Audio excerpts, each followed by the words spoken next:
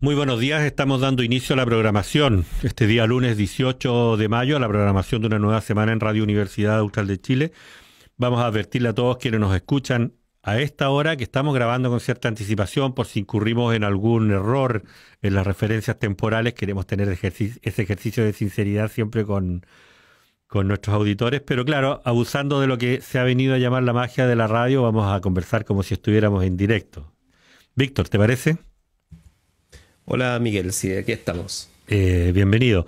Queríamos inaugurar la semana de hoy y anticipar al panel habitual de los lunes con una conversación encargada precisamente por los panelistas la semana pasada, ¿ah?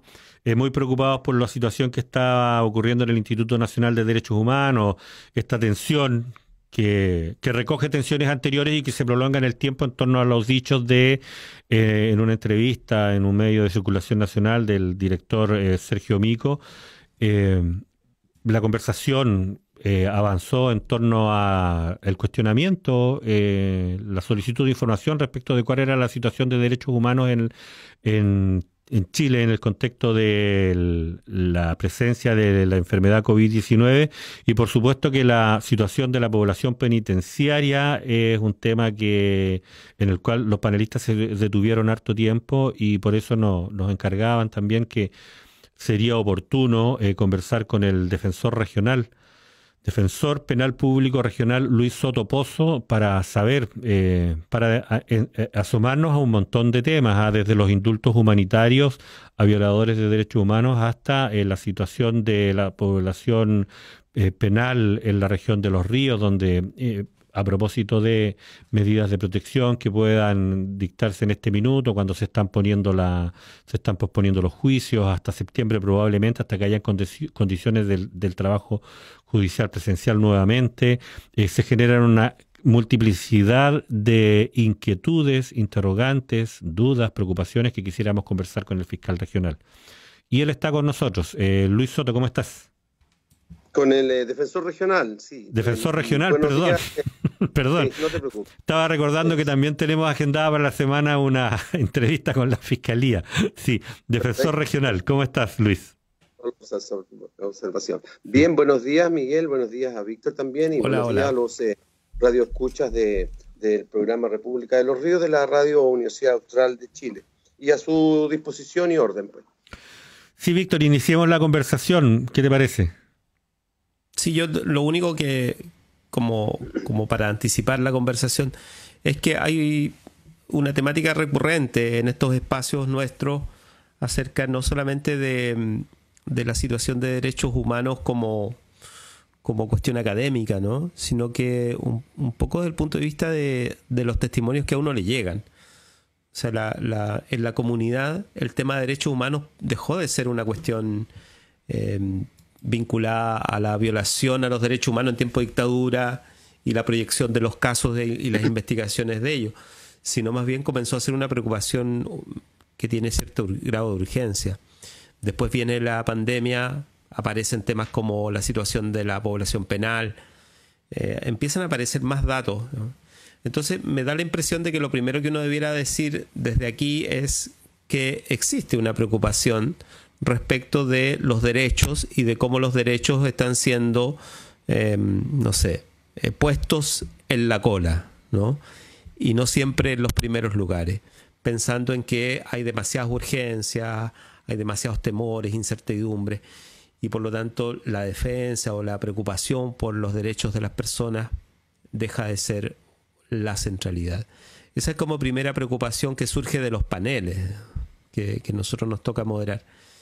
Y lo otro ya tiene que ver con qué pasa en términos concretos con la defensoría, en este caso, y su rol, porque hay puros comentarios que aluden a que la defensoría ha tenido un rol importante y está generando además un conocimiento al respecto de este tema que tenemos que abrir a la comunidad, tenemos que poner en el espacio público. Así es que para eso estamos en este caso. Sí, estamos restableciendo el contacto con Luis Soto. Entiendo que se suspendió la conexión durante la introducción de Víctor. Pero la logré escuchar. Ahí está Perfecto. Luis. Te escuchamos, Luis. Eh, ¿Me escuchan bien? Sí, Sí, perfecto. perfecto. Sí, yo comparto las inquietudes, lo que plantea Víctor en su introducción respecto de que el tema de los derechos humanos ya a casi, ya me perdí, pero 80, 90, a casi 30 años, efectivamente 30 y un poco más de la recuperación de la democracia en Chile, ya no es solo privativo de aquellos que vulneraron gravemente no solo los derechos humanos, sino que la institucionalidad del país durante 17 años, sino que adquiere un carácter que puede llegar a afectar a cualquier persona. Eso por un lado. Y que la pandemia ahora ha sacado a la luz, precisamente como consecuencia, y aquí creo que hay un tema que se instala y que va a tener que comenzar a discutirse con una mirada diferente, que es la institución de la prisión preventiva y las formas en que, en este caso, la sociedad chilena organiza las sanciones penales a los que cometen delitos. Por un lado, porque la prisión preventiva y las condiciones actuales, como se cumplen, aun cuando en relación a otros países tenemos afortunadamente índices menores de hacinamiento, no podemos perder de vista que, según informes del Instituto Nacional de Derechos Humanos, en Chile hay un 27% de hacinamiento en las cárceles. Eso implica que 1 de cada 4 personas está en condiciones de hacinamiento cumpliendo su medida cautelar. Pero además, las condiciones de cercanía, de falta de algunas medidas de higiene, agravan la posibilidad de que la persona ahora, en tiempos de pandemia, pueda contraer un virus. Gendarmería ha adoptado diversas medidas, hablemos a nivel regional, que diría yo son relativamente exitosas o bastante buenas porque de forma concordada con los propios internos de la cárcel Yancahue de Valdivia, hace ya más o menos un mes se suspendieron todas las visitas presenciales de familiares a los internos. La visita es un elemento importantísimo en la resocialización de una persona y en la posibilidad de obtener su libertad incluso de forma anticipada mediante beneficio intrapenitenciario, porque siempre van ligados a que la persona tenga redes familiares que le permita entonces con cierto margen de que va a ser exitosa, gradualmente vaya saliendo al medio libre durante el cumplimiento de su pena.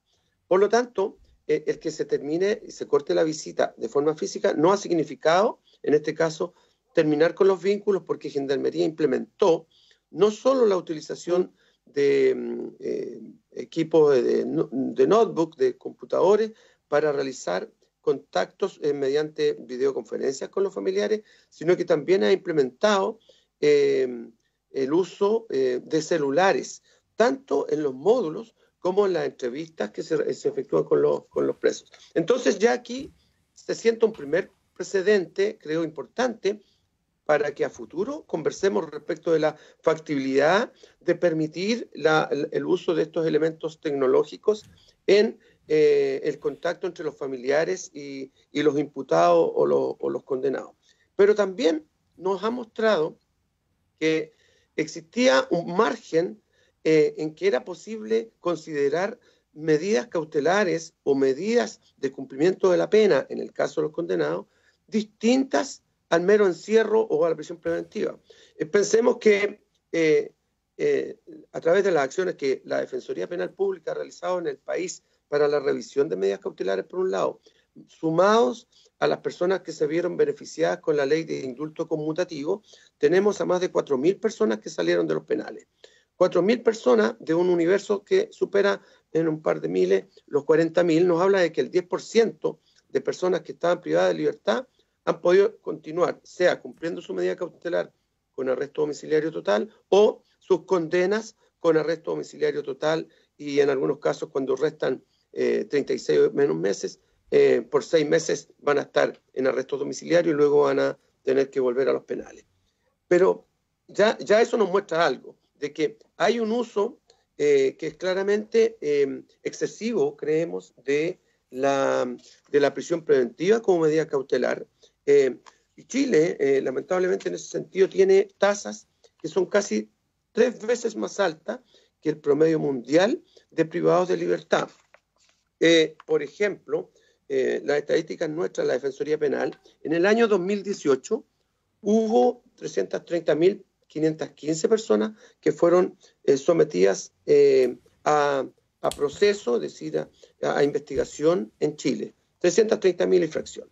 De esas 330.000 y fracción, casi 29.000, 28.670, tuvieron aplicación de medidas cautelares de prisión preventiva o internación provisoria en alguna parte de su proceso.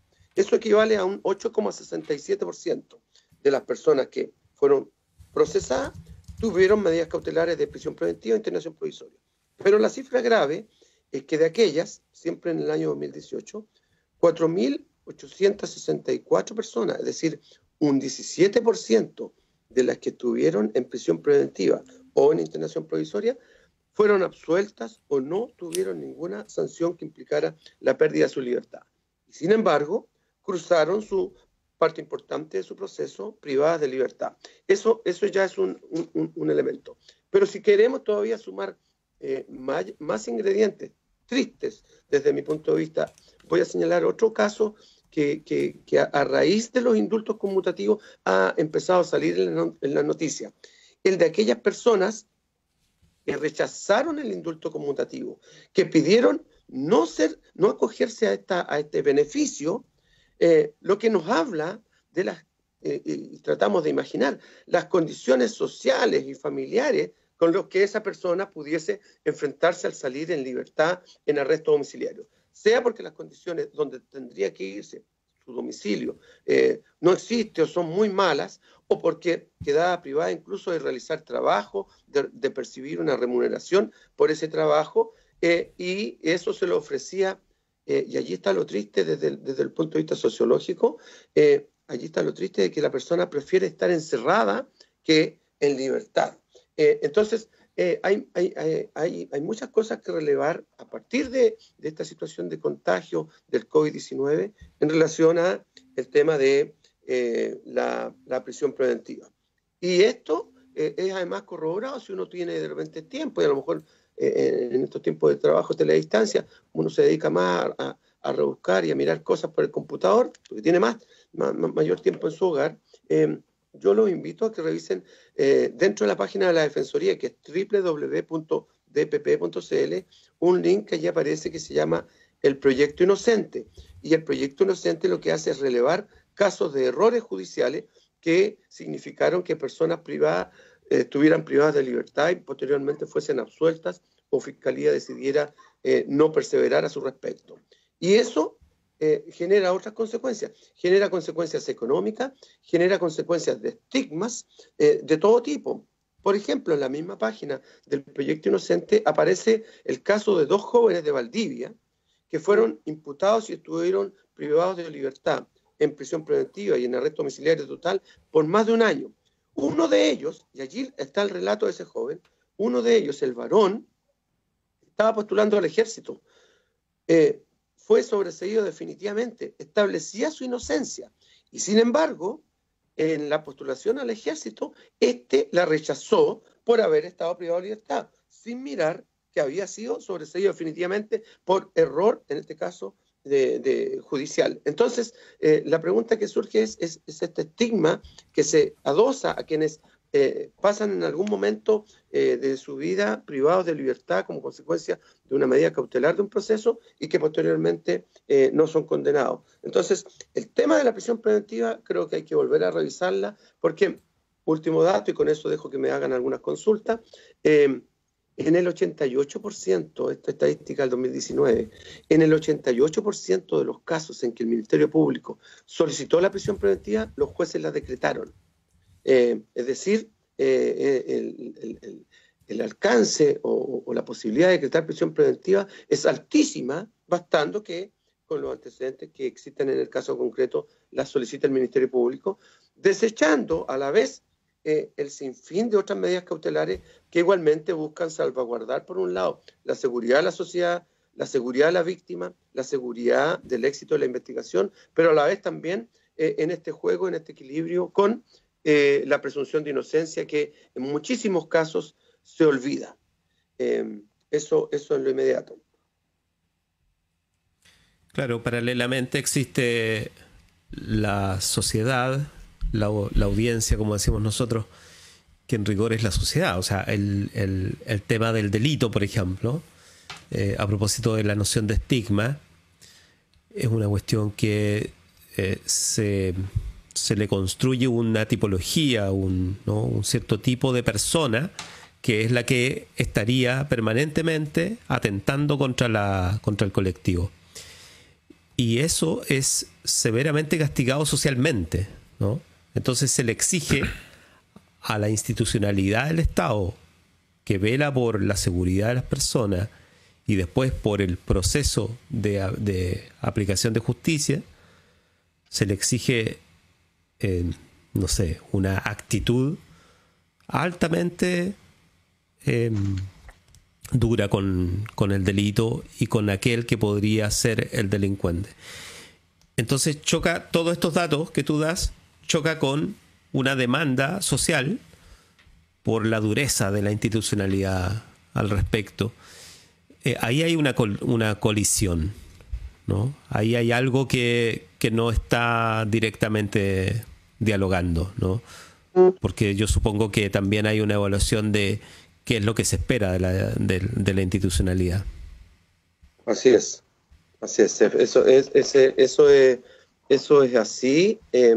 Y sumado al hecho de que hemos visto casos en que a la ley penal o establecida en el Código Penal se suman, llamémoslo así, agravantes por las invocaciones que hacen autoridades, sea el Ministerio Público, sea autoridades políticas, respecto de la utilización de otras leyes que agravan la pena respecto de conductas ya sancionadas en el Código Penal. Pensemos, por ejemplo, en un delito de desórdenes públicos que está igualmente sancionado en la Ley de Seguridad Interior del Estado con una pena agravada, o en otros casos similares en que pudiese incluso invocarse otras normas como la ley antiterrorista. Lo que es un delito de daños, lo que es un delito de daños, por ejemplo, por medio de comisión del fuego, se transforma en un delito terrorista, depende de la región o la etnia de quien eventualmente la cometa, lo cual se va a traducir nuevamente en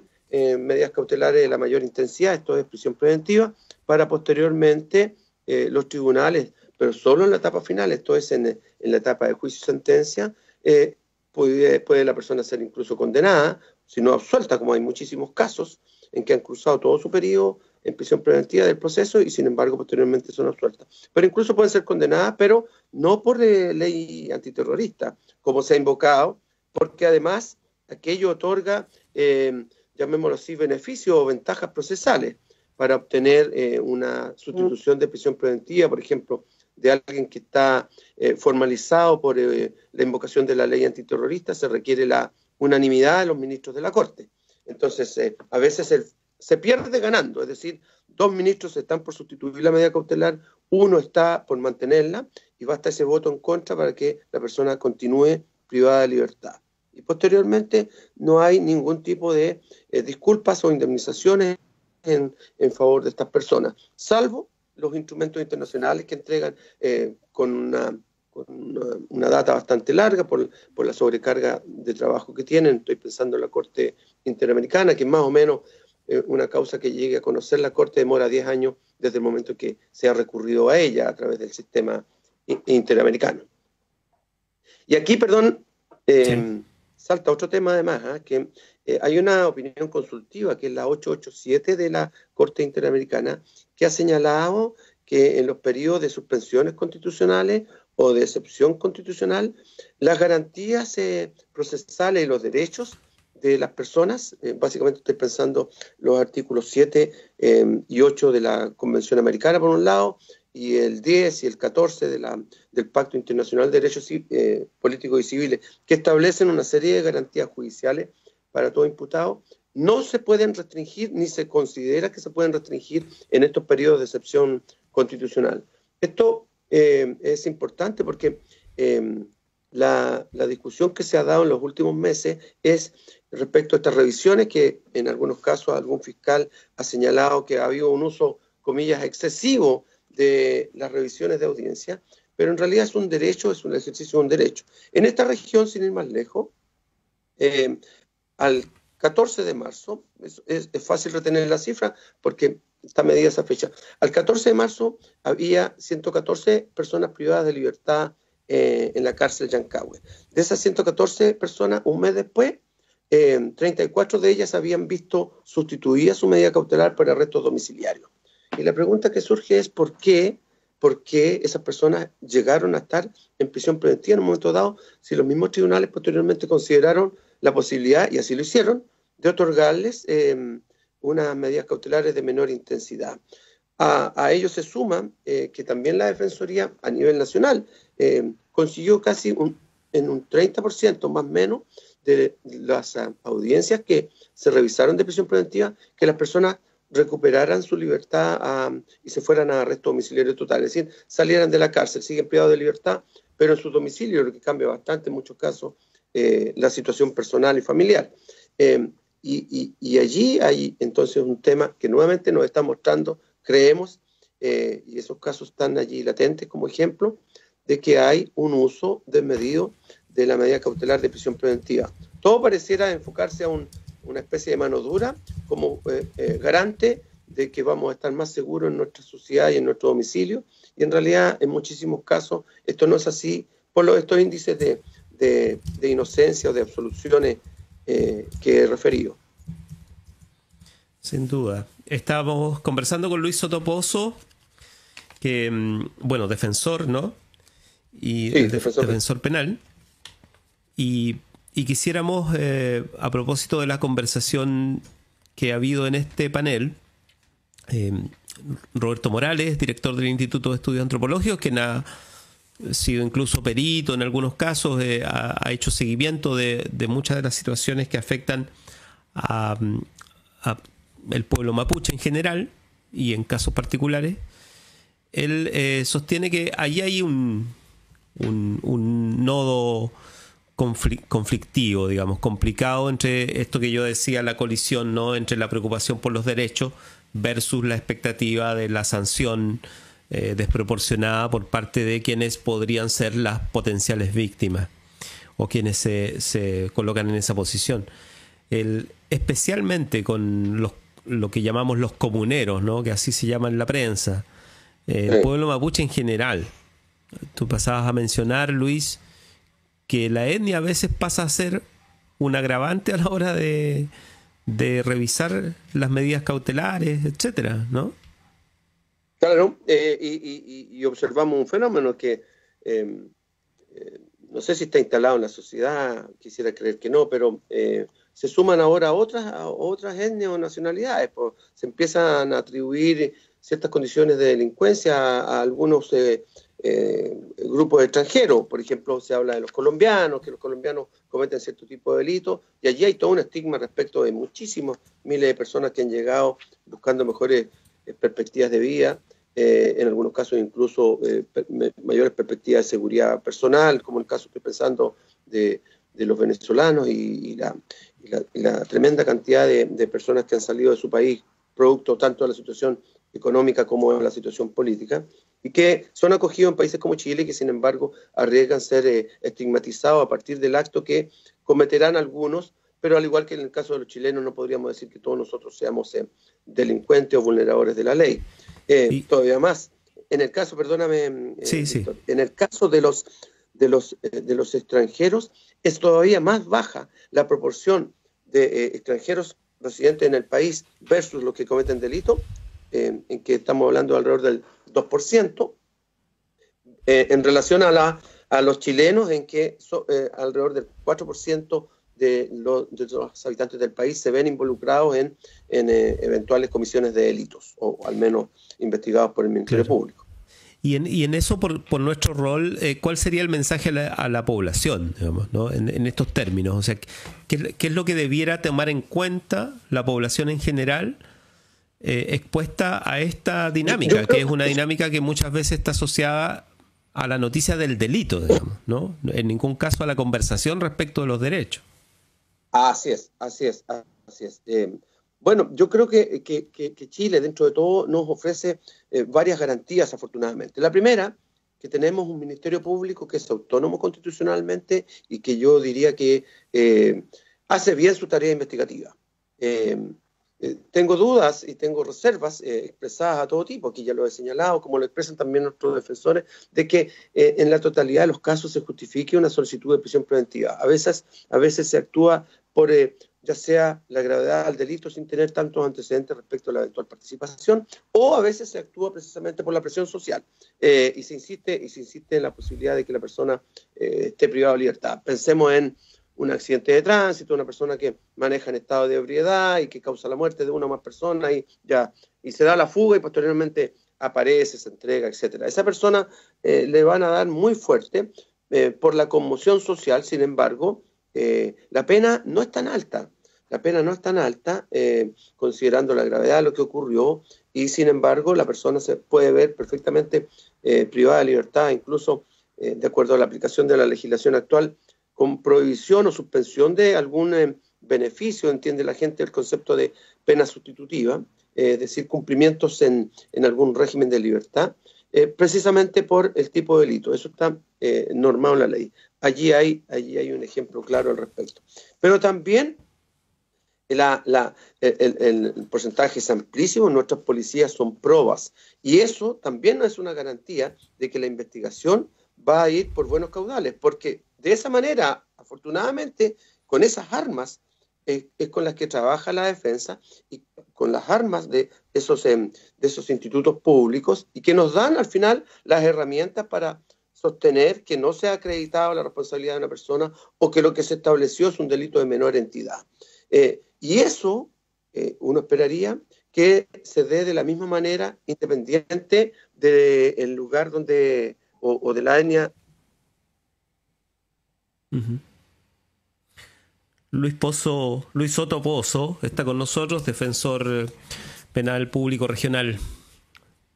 Bueno, vamos a ver la conexión, pero en principio esa es la preocupación, Miguel. Sí.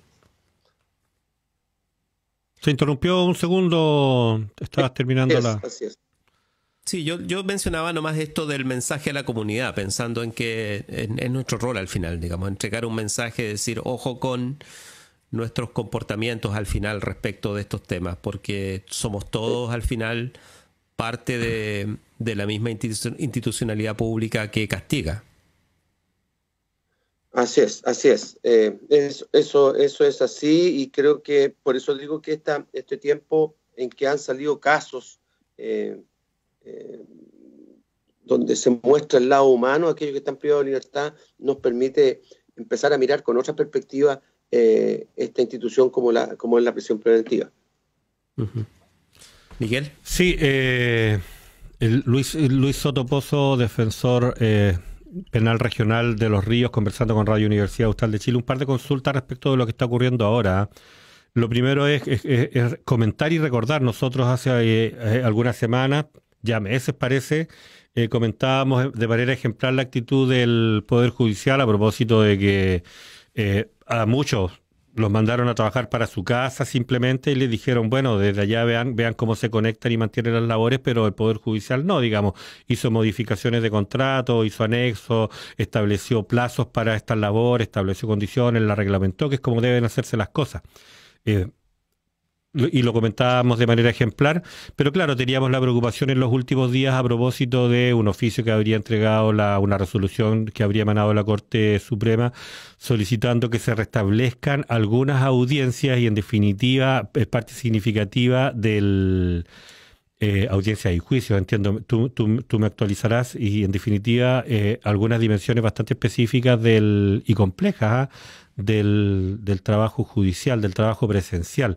La Defensoría debe tener una opinión respecto de eso, porque en todos los casos la Defensoría debe estar presente, incluso en el caso de que tenga que concurrir el imputado a través de algún modo remoto. a estas audiencias es necesario que esté acompañado de su abogado. ¿Qué posición tienen ustedes? ¿Tienen una posición ya, digamos, como defensoría o en definitiva es solo una opinión profesional tuya respecto de esto que se está discutiendo?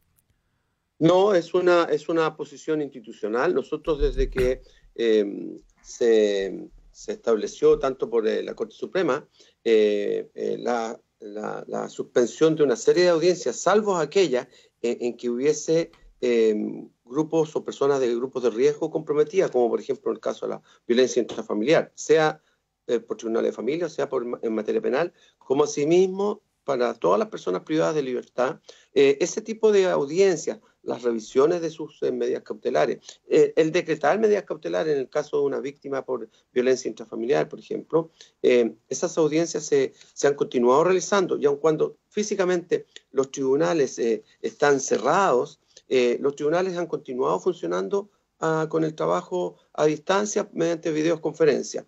En el caso de un imputado, por ejemplo, la persona es conectada desde el propio recinto de detención, básicamente la comisaría de Carabineros, es entrevistada de forma privada por el defensor previo a la audiencia y posteriormente se mantiene el contacto ahora para la realización de la audiencia con el juez desde su casa, el fiscal desde su casa o la oficina, no lo sé, pero a distancia. Lo mismo para el defensor, lo mismo para el imputado que permanece en el recinto policial. En el caso, la audiencia, Luis, disculpa, ¿perdone? Luis, disculpa, en el caso de que sea objeto de prisión preventiva como medida cautelar, pero ese podría no ser el caso. No, eso es en el momento en que la persona ha sido detenida y que No. la garantía procesal establece que en un máximo de 24 horas Ok. debe pasar por un control de un juez de garantía. Estoy pensando en la persona que cometió, qué sé yo, un delito de hurto a las 7 de la tarde y el fiscal decide pasarlo a control de detención, Sí. o lo pillaron intentando ingresar a una casa, o comete un hecho de carácter de violencia intrafamiliar, cualquiera de esos casos. Es entrevistado en el cuartel policial. Y solo si se decreta la prisión preventiva, Gendarmería va a la comisaría y se lo lleva a la cárcel. En el caso de los privados de libertad que están cumpliendo la medida cautelar, es ahora Gendarmería el que implementó la videoconferencia desde el interior de la cárcel con el imputado presente y todos los otros intervinientes en la misma figura del trabajo a distancia. Perfecto.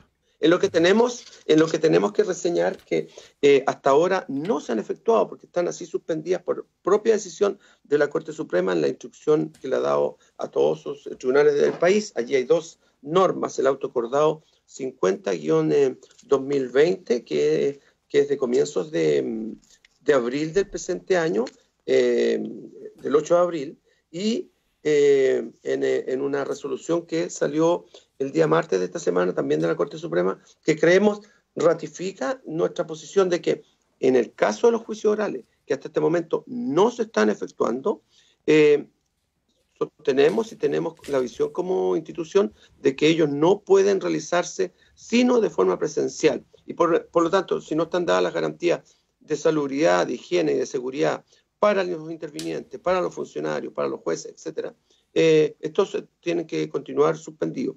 Ello porque hay reglas procesales que son las que establecen esto. Primero, el artículo 329 del Código Procesal Penal, que establece que durante la audiencia los peritos y los testigos deberán ser interrogados personalmente. Por otro lado, la realización de audiencias está establecida en la ley 21.226, las de las audiencias a distancia, que se dictó en el mes de abril, y aquella no contempla entre las que deben realizarse por sistema de videoconferencia, al contrario de otras de los grupos o personas vulnerables, no contempla la realización a distancia de los juicios orales.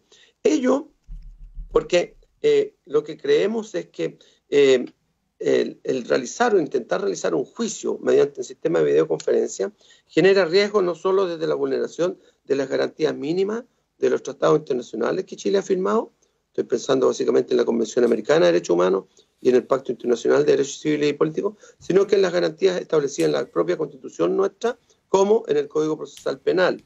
Y a su vez también, y por eso es que digo que ratifica y corrobora, el propio autoacordado 53-2020 y la resolución del día 12 de mayo, todas las cuales nos están diciendo de que este tipo de juicios están excluidos de aquellos que deben realizarse mediante el sistema de videoconferencia.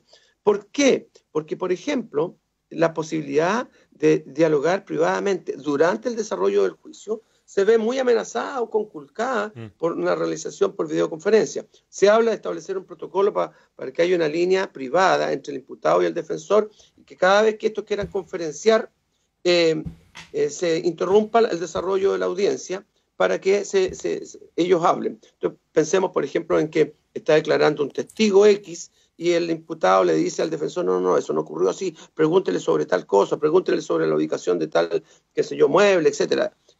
Entonces, ya esa posibilidad de conferenciar privadamente se ve conculcada. Pero también se ve muy conculcada una de las herramientas fundamentales de la defensa, como es el contraexamen, que se le hace a los peritos y a los testigos, y por eso es que la ley lo establece de forma presencial y no personal. Fíjense ustedes que en esta parte nosotros somos herederos, en el sistema oral, del sistema norteamericano. Al contrario de nuestra legislación, que en verdad es heredera del sistema europeo continental, Francia, Italia, España, Alemania. Pero nosotros en el sistema oral somos herederos del sistema americano. En el sistema americano, en toda su historia, una vez ha existido un juicio oral por videoconferencia, y este fue posteriormente anulado por la Suprema Corte de Estados Unidos, y precisamente estableciendo que se habían conculcado una serie de garantías y derechos al realizarse mediante esta modalidad.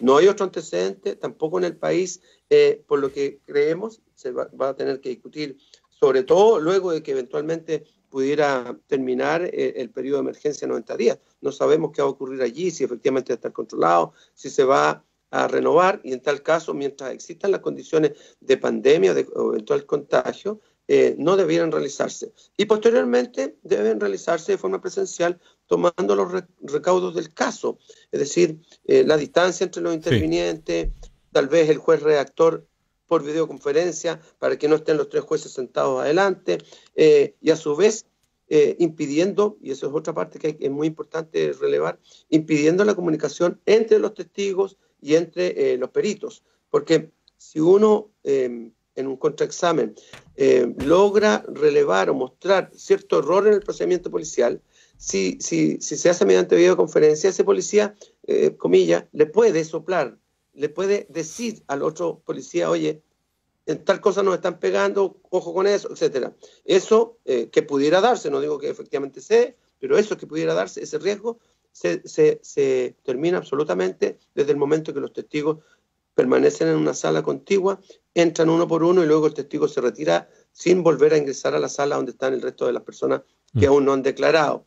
Bueno, se tendrá que tomar los resguardos, se tendrá que citar a los testigos a horas diversas, tendrá que ubicarse en salas paralelas y no en la misma, etcétera, para cuidar la higiene, pero en concreto creemos que sí se pueden realizar audiencias tomando estos resguardos de forma presencial, una vez que haya disminuido, esperemos próximamente, esta pandemia en el caso chileno. Sí, Luis Soto, estoy preocupado por el tiempo, nos quedan 4 minutos. Yo te escucho bien detenidamente y sí, ratifica y corrobora, en tanto establece condiciones a través de las cuales debiera retomarse el trabajo presencial, particularmente los juicios presenciales, pero ratifica y corrobora solicitando que se retomen, digamos. Eso está ahí entiendo en el documento de la Corte Suprema. Esa es una cosa.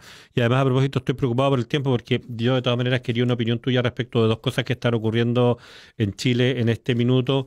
Una es la discusión de la ley que crea el Servicio Nacional de Protección Especializada para el Niño y el Adolescente, y la otra que fue origen de toda esta conversación, que tiene que ver con el eventual indulto por razones humanitarias para violadores de derechos humanos.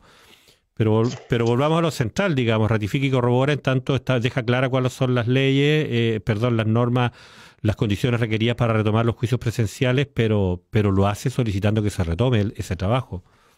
Sí, pero habla solo de las audiencias urgentes, no incluyendo los juicios orales en este auto acordado, por lo que creemos, y además habla de salvaguardar los derechos de las personas, por lo tanto creemos que ha refrendado la posición de que no pueden realizarse este tipo de audiencias, los juicios orales, mientras o de una manera distinta que no sea la presencial. Perfecto. Respecto del tema del eventual indulto a personas condenadas por delitos de lesa humanidad, las normas internacionales a este respecto son claras, los estándares son claros. la persona debe mostrar un arrepentimiento. Ese arrepentimiento además debe haberse traducido en alguna etapa del proceso o posteriormente en la entrega de información en la causa en la que pudo haber sido condenado, como en otra, que sirva para esclarecer esa u otras violaciones de derechos humanos. Y eso sumado a las situaciones de salud que son muy atendibles. No creemos que baste el solo hecho de que la persona pudiese tener cierta edad, como en su momento se ejercitó como proyecto de ley. No basta que cumpla cierta edad para que la persona pueda acceder a un indulto y cumplir el resto de su condena en su casa y no en un establecimiento carcelario. Sumado, por último, el hecho de que en el caso nacional las personas condenadas están en un recinto penal que le ofrece todas las condiciones distinto. Infortunadamente, pensamos que el estándar de las cárceles debiera ser el que tienen los condenados de Punta Peuco, en términos de los espacios, el acceso a medios tecnológicos, las habitaciones, la alimentación, etcétera. Por lo que nos parece que es una discusión que sigue abierta y que tendrá que discutirse en su momento respecto de si es procedente o no esto. Como sociedad debemos discutirla, porque allí tenemos efectivamente a más de 100 personas condenadas, muchísimas de ellas de una edad muy alta, sufriendo todo tipo de enfermedades, y eso lo entendemos, pero eso debe compatibilizarse con la necesidad de un nunca más en esta materia, y ese nunca más debe significar que la persona muestre arrepentimiento y colabore con estas u otras investigaciones, con informaciones que manejen. Sí, Luis Soto Pozo, dejemos pendiente, ¿te parece?, una conversación en torno a lo que es la ley del Servicio Nacional de Protección Especial al Niño y Adolescente. Yo supongo que esa materia a ustedes los compromete de alguna manera, ustedes participan eventualmente en la defensa de adolescentes imputados. Tenemos harto tema que conversar ahí porque es algo que nos preocupa particularmente a nosotros. Sí, de todas maneras, así que encantado de poder conversar al respecto de esa materia. Perfecto. Creo que merita unos minutos más que lo que puede restar. Claro, no merece que lo tratemos a la carrera, Luis. Víctor. Sí, muchas gracias, Luis. Soto Pozo nos permite, además, seguro, en lo que viene en el panel del lunes, seguir conversando sobre esto, así que se van a acumular preguntas. Perfecto. Luis, muchas gracias. Nosotros vamos a hacer una pequeña pausa musical y de regreso vamos a estar aquí con el panel habitual de los días lunes para iniciar la discusión del República de los Ríos después de esta intervención que le vamos a reiterar el agradecimiento a Luis Soto Pozo. Luis, nos estamos comunicando. Un abrazo y agradecimiento a todos y a todas ahí, a los radioescuchas. Que estén muy bien. Muchas gracias, Luis. Chao, nos estamos chao. comunicando. Chao. Vamos a la pausa.